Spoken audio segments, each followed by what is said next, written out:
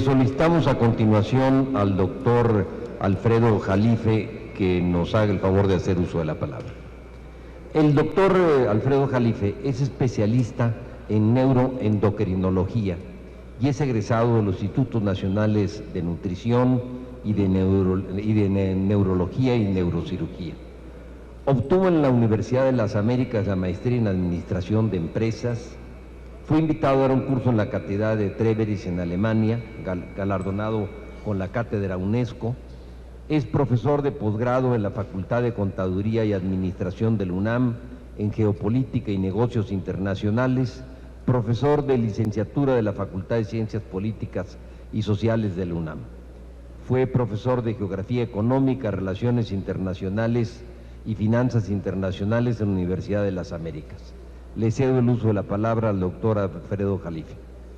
Muy amable senador Labastida, agradezco la invitación del Senado de la República y antes de abordar mi tema quisiera recordar qué quiere decir la palabra república, que obviamente representan ustedes los senadores. Viene de res pública, es decir, la cosa pública y no la cosa privada. Es decir, ustedes están ungidos de la preservación de los derechos y obligaciones a nivel público, no a nivel privado, porque aquí, honestamente, he estado oyendo ponencias que parecen más bien que estamos en una empresa transnacional más. Bueno, dicho esto, la reforma calderonista peca de reduccionismo fiscalista neoliberal y ostenta como defecto principal la evasión de la brújula geoestratégica al desconectarse cándidamente de la realidad internacional y su nueva correlación de fuerzas, es decir, la severa crisis financiera del G7 y la OTAN, el desmoronamiento del neoliberalismo global, la decadencia de Estados Unidos y, sobre todo, el eludir la geopolítica contemporánea, el incipiente orden multipolar y el nuevo orden geoenergético mundial. Mercantilmente vinculada al proyecto estadounidense del tripartita ASPAN, al que ya se refirió extensamente Manuel Bartlett, el doctor Manuel Bartlett, la reforma calderonista forma parte de la caduca globalización petrolera controlada por las vetustas 7 hermanas privadas anglosajonas, desfasada y en contra de las nuevas corrientes de la historia. Tampoco toma en cuenta la grave crisis financiera global, la consecuente insolvencia de los grandes bancos anglosajones y españoles que controlan a las virtuales petroleras adquirientes y, peor aún, elimina el intrínseco valor geoestratégico del petróleo como una característica del nuevo poder mundial.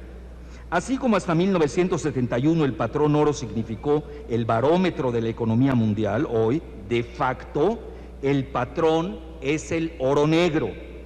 ¿Cuál es la prisa para tomar decisiones precipitadas y unilaterales como la que aprobaron sobre los biocombustibles, que pueden ser erróneas y hasta letales? Hoy la desprivatización, renacionalización y o reestatización de los hidrocarburos significan la verdadera modernidad. Y cito al diccionario de Oxford Illustrated, ¿qué significa modernidad?, que veo se está usando en sentido contrario. Cito: la tendencia de los tiempos presentes. Cierro la cita. En el reciente 11º Foro Internacional de Energía celebrado en Roma, se asentó que los estados nacionales poseen ya el 95% de las reservas mundiales. Repito, 95% de las reservas mundiales de hidrocarburos frente al desplome a un 5% de las transnacionales privadas, primordialmente anglosajonas, tendencia que epitomiza exquisitamente ExxonMobil, la primera transnacional privada mundial que, pese a la obtención de los mayores ingresos de su historia, ha declinado su cotización bursátil debido tanto a su baja productividad como al desplome de sus reservas mundiales. Como consecuencia de la debacle militar anglosajona en Irak, los protectores de las añejas 7 hermanas transnacionales privadas, se ha gestado un nuevo orden geoenergético mundial que beneficia a los estados nacionales productores de hidrocarburos que detentan alrededor de la mitad del total de 3 millones de dólares, trillions en anglosajón o trillones en anglosajón, en fondos soberanos de riqueza, provenientes en su gran mayoría de los cuantiosos ingresos del oro negro que ha roto la barrera psicológica de 147 el barril. Recuerdo que el mayor negocio lícito, no estoy hablando de negocios ilícitos, el mayor negocio lícito del planeta son los hidrocarburos, que arrojaron el año pasado más de 4 millones de dólares. El rotativo británico neoliberal de Financial Times cataloga a las principales empresas estatales como las nuevas 7 hermanas del siglo XXI: Gazprom de Rusia, Aramco de Arabia Saudita, NIOC de Irán, PetroChina, Petronas de Malasia, PDVSA de Venezuela y Petrobras de Brasil, que han desplazado a las otrora omnipotentes transnacionales privadas anglosajonas, las añejas 7 hermanas, que en la década de los 70 del siglo pasado llegaron a controlar hasta el 80% de las reservas mundiales. Más aún, ese es un dato que proporcionó un gran empresario nacionalista, que es hasta familiar de los padres fundadores de Brasil, Ricardo Amaral, que además tiene un doctorado en economía y en finanzas. Se calcula que en los próximos 20 años los países productores del Golfo Pérsico obtendrían a un precio módico de $80 el barril un colosal flujo de caja que equivale a casi el 75% del Producto Interno Bruto Mundial actual. Nos encontramos en un nuevo orden geoenergético mundial. La demanda sustancial es dominada por China, India y aún por los mismos países del Medio Oriente, mientras los principales países de la OCDE y la OTAN han pasado a segundo término. El centro de gravedad mundial de la demanda se ha trasladado de Estados Unidos a China y esta última marcará mayormente la tendencia en los precios. Del lado de la oferta, el centro de gravedad de la geoenergía se ha desplazado al Golfo Pérsico, la nueva placa tectónica geopolítica del planeta. La grave dificultad de las transnacionales privadas anglosajonas yace en que han perdido su posicionamiento en el Medio Oriente, donde se encuentran las principales reservas de petróleo convencional y donde básicamente pueden invertir las compañías nacionales pese a su estrecha relación con Estados Unidos y Gran Bretaña. Fatih Birol, economista en jefe de la Agencia Internacional de Energía con sede en París, sentencia que, cito, aunque las transnacionales privadas puedan poseer el capital y la tecnología, no tienen acceso a las reservas, se cierra la cita, de los principales productores del mundo, que son los estados nacionales como Rusia, Arabia Saudita, Irán, Venezuela, etcétera, etcétera, quienes poseen inmensas cantidades recuperables de hidrocarburos y han optado por una política moderada de producción a sabiendas del valor geoestratégico de sus reservas que prefieren legar como riqueza a sus generaciones futuras. En la fase de reajuste del nuevo orden geoenergético global, se gana más conservando las reservas que son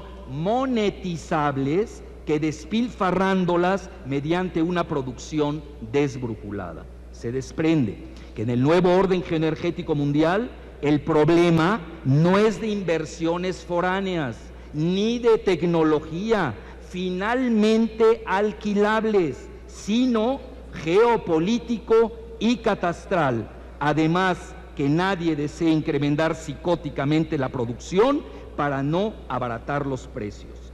Arjun Murthy, gurú energético de Goldman Sachs, admite que los principales estados productores de hidrocarburos, cito, poseen suficiente capital, los fondos soberanos de riqueza, para desarrollar su propia industria energética. Con altos precios no necesitan capital occidental. Cierro la cita, Barron's, del 9 de julio de este año.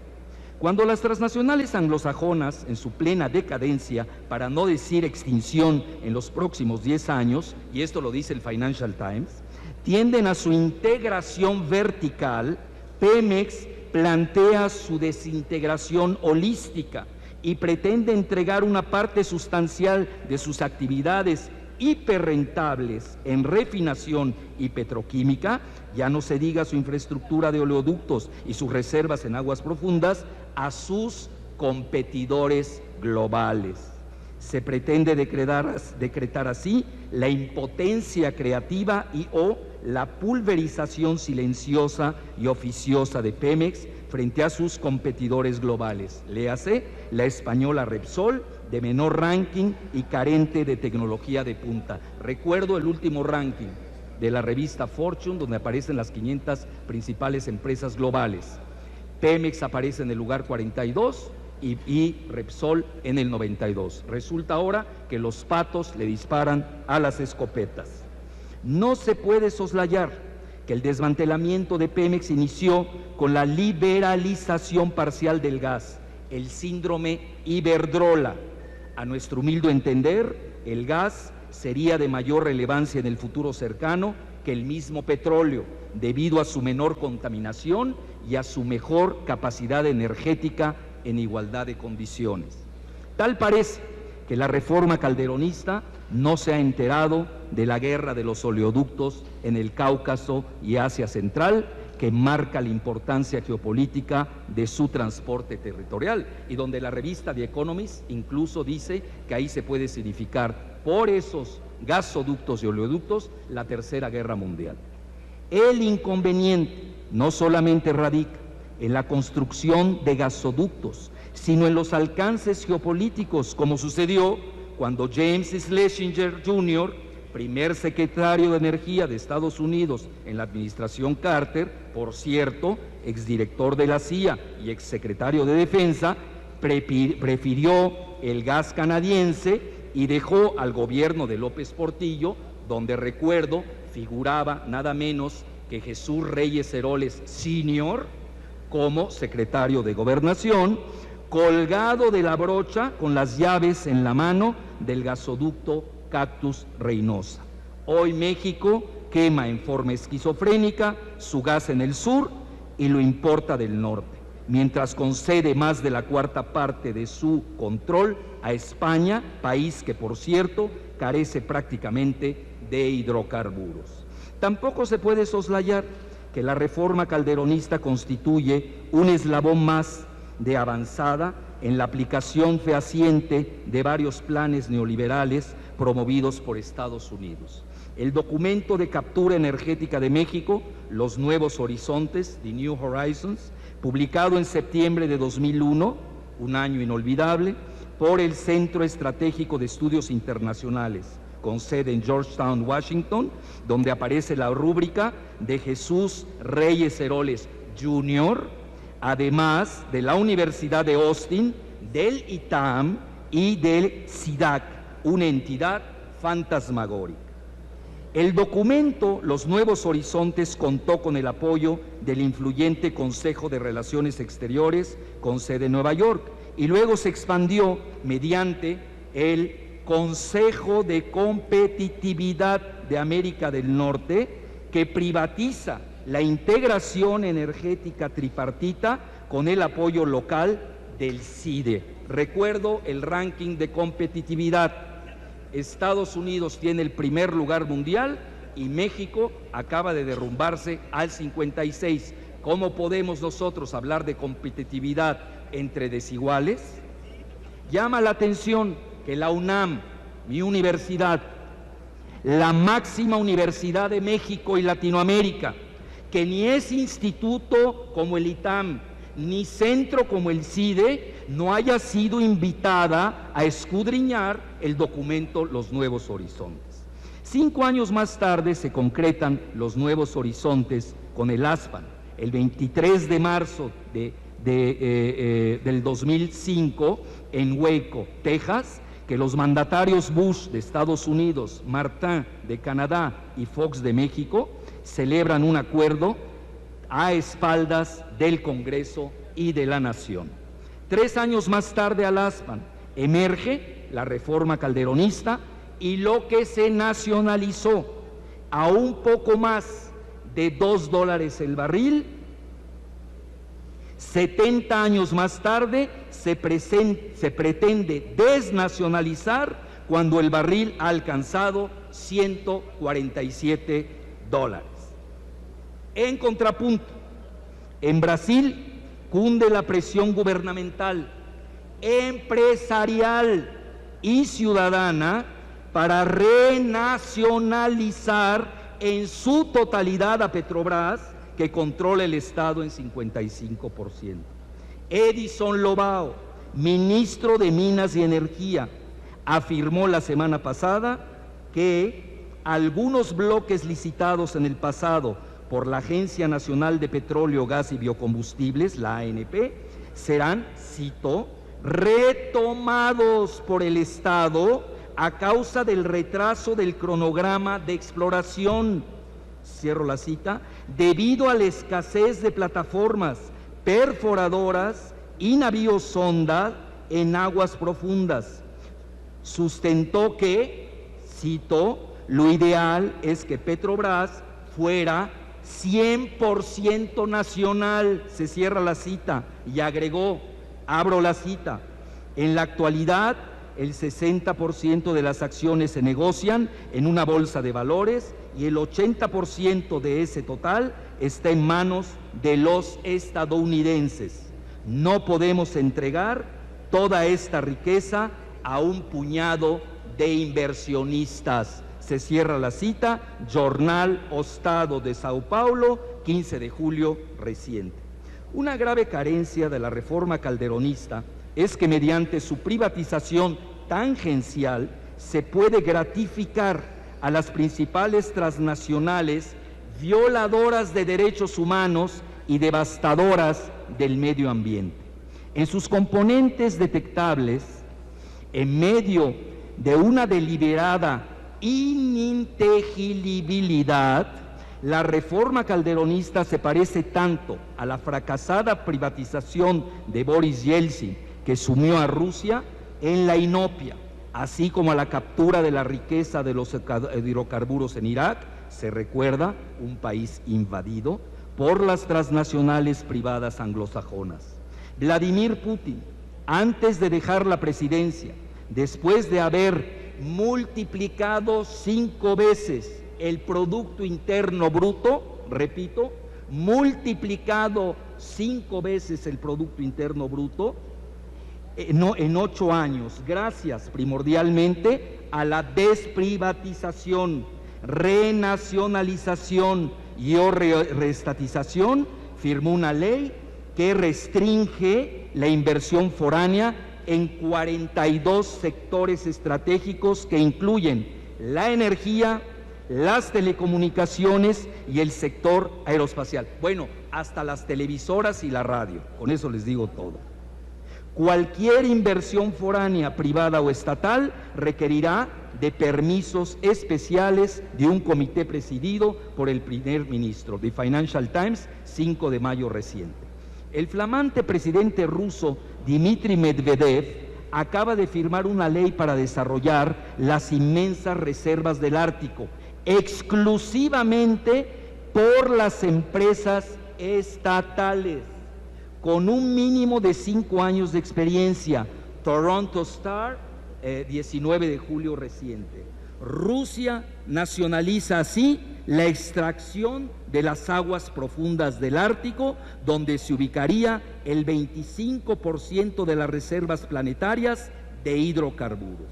Pareciera que los relevantes países productores de hidrocarburos le dan la vuelta a la privatización doméstica y o foránea mediante la eclosión de empresas estatales que han florecido en Rusia y China. En realidad, bajo el modelo de la globalización financiera, todas las privatizaciones domésticas son parcialmente, cuando no mayoritariamente, foráneas, debido a su cotización y control en las bolsas de valores de Wall Street y la City. Sin el control financiero de los estados, en el mejor de los casos, cualquier mañana las reservas de hidrocarburos pueden pasar darwinianamente a manos de las transnacionales foráneas mediante una captura hostile takeover bursátil. Los países del G7 y la OTAN, que cobijan a sus transnacionales petroleras privadas, exigen lo mejor de los dos mundos. Reclaman la apertura de los países productores, valetudinarios militarmente, mientras cierran el paso a las inversiones foráneas bajo el ardid protector del patriotismo económico y o el nacionalismo económico, como sucedió en marzo del 2005, cuando la estatal Chinese National Offshore Oil Corporation pretendió adquirir con dinero fresco por 18,000 millones a la californiana Unocal, que finalmente fue adquirida con papel chatarra bursátil por Chevron Texaco.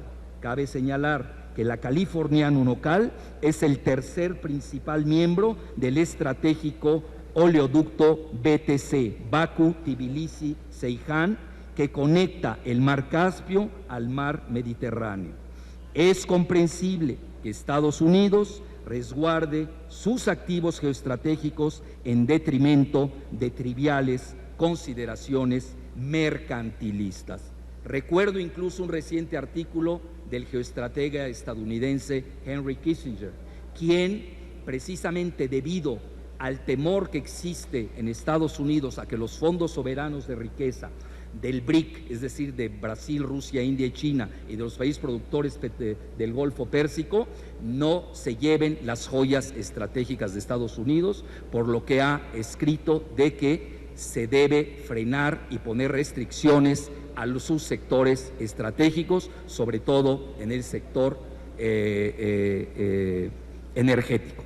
Entonces yo me pregunto por qué, si dos potencias del tamaño de Estados Unidos y Rusia consideran al petróleo como arma estratégica, ¿por qué México no lo hace?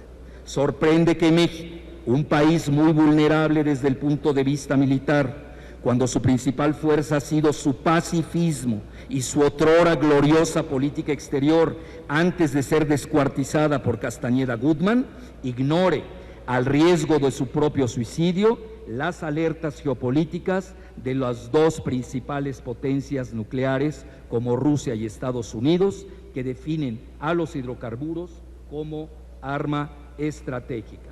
Bueno, conclusión, me salto. En el contexto de la mayor crisis multidimensional de la historia y de la disgobernabilidad global que conjugan la crisis financiera del G7 y la OTAN y las crisis energética y alimentaria en medio del cambio climático, la reforma calderonista se abre temerariamente a la participación rentista y asociada de parte de sus competidores transnacionales, cuando hay que cerrar las ventanas domésticas frente a los vendavales externos con el fin de meditar sabiamente sobre los alcances de las exequias del viejo orden mundial unipolar y su también caduco orden geoenergético transnacional, frente al asentamiento del incipiente nuevo orden mundial multipolar y su flamante orden geoenergético estatal, cuando no se sabe a ciencia cierta la capacidad empresarial de las empresas privadas domésticas y o foráneas congraciadas, cuando muchas de ellas se encuentran en franca insolvencia financiera y peor, cuando ni siquiera se conoce la identidad del próximo presidente de Estados Unidos, con quien negociar el destino del TLC, el ASPAN y el Comando Norteamericano de Defensa Aeroespacial. Y ya, concluyo ahora. Cuando el Estado mexicano ha sido despojado de prácticamente todos sus sectores estratégicos, donde resalta la banca, la reforma calderonista exhibe perturbadores elementos balcanizadores al haber fracturado a la nación y parece desembocar en la dependencia energética foránea, en inversiones y tecnología. Aunque no viniese en la Constitución, por simple geoestrategia y seguridad nacional energética, el Congreso tiene la misión histórica de rechazar la reforma fiscalista neoliberal del Ejecutivo. Hoy, quien domina el petróleo, los alimentos y el agua, controla al mundo. Nosotros no deseamos dominar al mundo, pero tampoco queremos que nos controlen. Muchas gracias.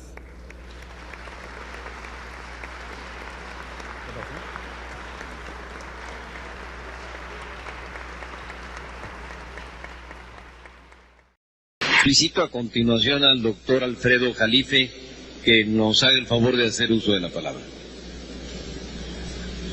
Bueno, en la invitación viene relaciones con compañías extranjeras.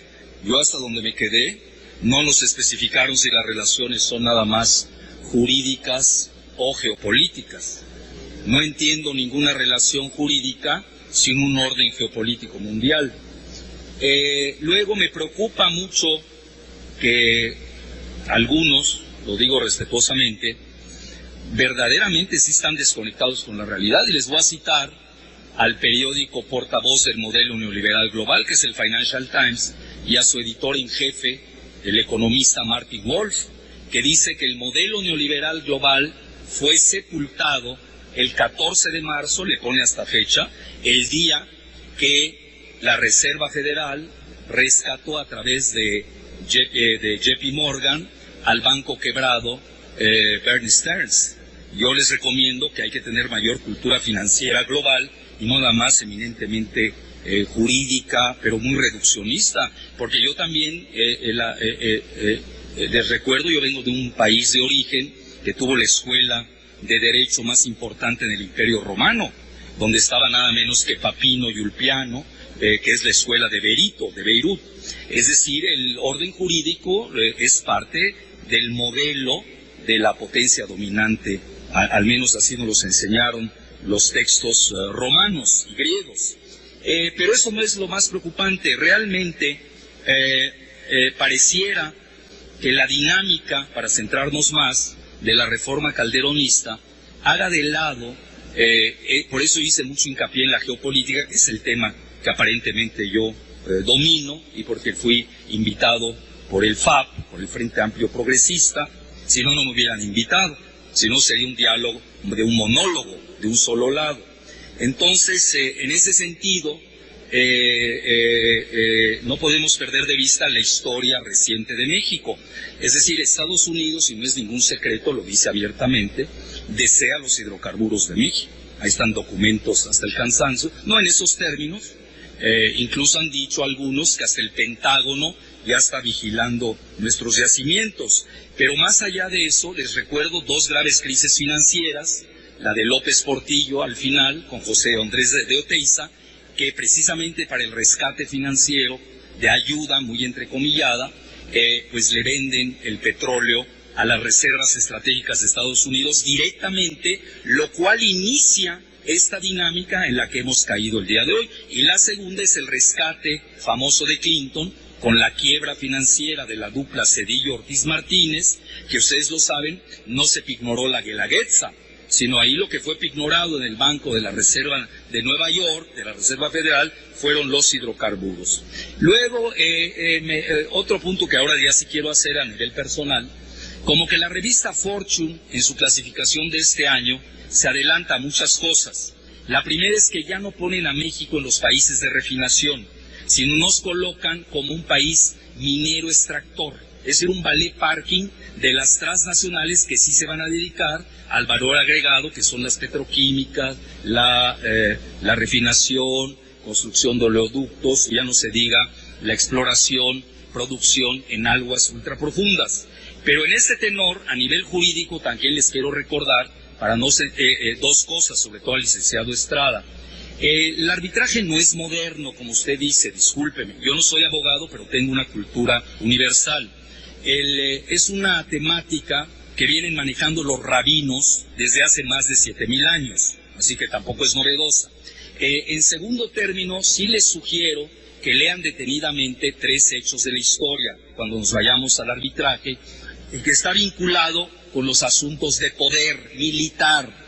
1, la guerra de los pasteles en México. 2, la confiscación literal de países como Marruecos en el siglo XIX, y lo más reciente es la confiscación de PDVSA y sus activos de Venezuela por ExxonMobil, que les recuerdo que parece que aquí a nadie le importa la cuestión ambiental, pero ExxonMobil fue considerada por el Instituto de Economía de Política de Estados Unidos como la primera empresa de las 100 de mayor contaminadora en Estados Unidos. No me quiero imaginar lo que harían aquí en México. Entonces, en esta situación, yo creo que hay que revisar cuidadosamente lo que pasó en el juicio sin precedente, y esto lo dice toda la prensa anglosajona, contra PDVSA, que no solamente fue en un tribunal, fue en 4 tribunales, uno en Manhattan, otro en Londres, otro en las Antillas holandesas y otro en Holanda, y están pidiendo lo mismo,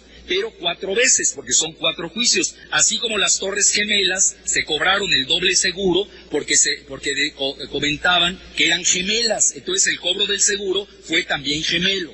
Yo creo que hay que ser más cuidadosos y ser menos ligeros, y también optar por ver, sobre todo, las repercusiones de poder y de geopolítica a nivel mundial. Y por último, como propuestas rápidas, pues no hay tiempo para ir, pero sí quiero ser propositivo. 1, recursos de dinero sobran. Banxico tiene cerca de 90,000 millones de dólares, que equivalen en proporción del PIB a 20 veces las divisas que tiene Estados Unidos. No veo por qué no podamos nosotros usar 30,000 millones de dólares de esos 90,000, que además provienen en gran medida de los hidrocarburos, para construir una refinería en cada estado productor, es decir, en Tamaulipas, en Veracruz, en Tabasco, en Campeche y en Chiapas. Segunda propuesta, no podemos entender hoy, desde el punto de vista de la geopolítica de los hidrocarburos, las geofinanzas y la geoeconomía. Si ustedes estudian bien a una empresa como ExxonMobil, usted se va a dar cuenta que sus activos principales los tiene la banca transnacional. Es urgente crear una banca nacional y sobre todo una banca de inversiones que estimule los créditos a Pemex. Muchas gracias. El turno le corresponde al doctor Alfredo Jalife. Muchas gracias. Bueno, pues primero la réplica entre los debatientes. No me gusta pontificar, licenciado Estrada. Usted tiende mucho a pontificar, da adjetivos con ton y son. Y disculpe que yo le diga que su postura no solamente es reduccionista, sino muy ingenua desde el punto de vista geopolítico. Le voy a recordar que el 27 de diciembre de 1938, Cordell-Hull anuncia en forma oficial que el único recurso que le queda a Estados Unidos para solucionar el conflicto petrolero después de la nacionalización era recurrir al arbitraje internacional. Fue rechazado por el presidente Cárdenas, por la Cámara de Diputados y el Senado este arbitraje internacional, lo cual tira de tajo su postura de que es la panacea para resolver el asunto de la copropiedad entre las empresas anfitrionas y la del extranjero. Hay un punto que se tocó que es medular, que es la tecnología. A nosotros, nuestros amigos brasileños de Petrobras, que son exitosos, que tienen la mayor tecnología de punta en aguas ultraprofundas, les preguntamos, bueno, ¿y cuánto de tiempo toma aprender tecnología en aguas profundas a un ingeniero? Nos dijeron, y estoy hablando de los ingenieros de Petrobras, los exitosos, 2 años. Entonces, senador Elizondo, si realmente tenemos el complejo de superioridad, que yo festejo, porque yo no tengo ningún complejo de inferioridad, yo creo, ¿por qué no les enseñamos a nuestros ingenieros mexicanos, en lugar de haber quitado los intensivos a la educación, por qué no usamos nuestras casas de estudio, incluyendo hasta el TEC de Monterrey, ahí no creo que vamos a nacionalizar el conocimiento, podemos poner a quien sea allá a crear con urgencia ingenieros que se dediquen a saber perforar en aguas profundas. Luego, en relación al tema de privatización, es cierto, tienen razón, por eso hasta Aguilar Camín, que no sabe nada de finanzas y menos de petróleo, desmontó lo de la privatización, que ahora el Liceo Bartlett tiene razón. Lo que pasa es que en los términos de la globalización no se usa el término privatización, y Calderón y consortes no mienten cuando lo dicen. Yo les voy a citar al Oxford Analytica de la Universidad de Oxford del 10 de abril, cuyo título sobre la reforma de Calderón dice lo siguiente: liberalización ambiciosa y radical. ¿Qué quiere decir? Liberalización donde nace el modelo neoliberal desde Adam Smith, en el país de Adam Smith, significa el thatcherismo y el Reaganomics económico, es decir, la desregulación de la globalización financiera. Así lo están aceptando en el centro del neoliberalismo global y la globalización, que es Gran Bretaña. Ahora, yo realmente no creo, yo no aquí ni me gusta pontificar y tampoco me creo uno iluminado para decir que yo soy del lado del retroceso o yo soy del lado del progreso. Yo lo único que les puedo decir, con todo mi respeto, es que en el sexenio pasado, al que usted fue secretario de Energía, licenciado Elizondo, y le contesto respetuosamente porque usted ha sido respetuoso. Por eso no le quiero contestar a otros que han sido irreverentes. Entonces, porque a mí me han enseñado, yo vengo del Medio Oriente, que cuando se nos invita, se nos trata bien al anfitrión. Es decir, no se vale ofender cuando quiera cualquiera de ustedes que han ofendido un debate sobre Rusia y Arabia Saudita, lo hacemos en las propias embajadas, pero sin inmunidad. Y nos vemos ahí de tú a tú. Pero yo aquí voy a ser respetuoso de este Senado que me ha invitado, lo cual agradezco. Entonces le contesto respetuosamente, licenciado Elizondo, de que, y ahí dejo la bibliografía de Rusia y Arabia Saudita en el fondo. Usted cita, y la corta mi frase, cuando yo digo cerrar los vendavales externos con el fin de meditar sabiamente sobre los alcances de las exequias del viejo orden mundial unipolar y su también caduco orden geoenergético transnacional frente al asentamiento del incipiente nuevo orden mundial multipolar y su flamante orden geoenergético estatal, cuando no se sabe a ciencia cierta la capacidad empresarial de las compañías privadas domésticas y o foráneas congraciadas, cuando muchas de ellas se encuentran en franca insolvencia financiera, como es el caso del principal banco del mundo, que es Citigroup. Concluyo, yo creo que, y ahí no habría ni siquiera discusión, si usted me demuestra que la globalización sigue vigente como modelo, yo retiraría todo mi debate y mi ponencia. Pero si yo le demuestro que estamos viviendo épocas de retorno del nacionalismo y de nacionalizaciones en el G7, cuando Alemania, Gran Bretaña y Estados Unidos están rescatando a su banca privada. Ya ni hablo de España, que ni cuenta en esto. Entonces, ahí sería muy temerario, muy ligero, y tendríamos ahí, sí, sería el peor pecado capital, regalar a unas empresas privadas el último recurso que nos queda en México y que significa nuestra segunda independencia del Nuevo México. Muchas gracias.